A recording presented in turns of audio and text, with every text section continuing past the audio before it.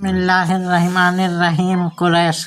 हुजूर अक़दस सल्लल्लाहु अलैहि वसल्लम के ख़ानदान नबूवत में सभी हजरात अपनी गूनागूं खुसूसियात की वजह से बड़ी नामी गिरामी हैं, मगर चंद हस्तियाँ ऐसी हैं जो आसमानी फजल कमाल पर चांद तारे बनकर चमके। उन बाकमालों में फुहैर बिन मालिक भी हैं। उनका लक़ब कुरैश है और उनकी औलाद कुरैशी या कुरैश कहलाती है।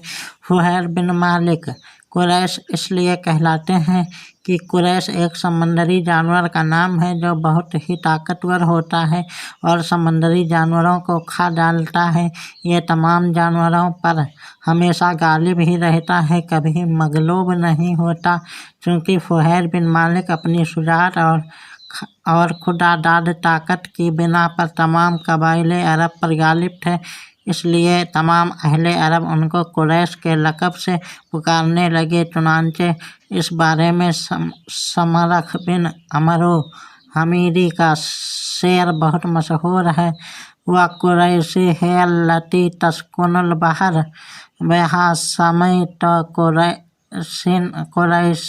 कुरैशुन कुरैशा, यानी कुरैश एक जानवर है जो समंदर में रहता है।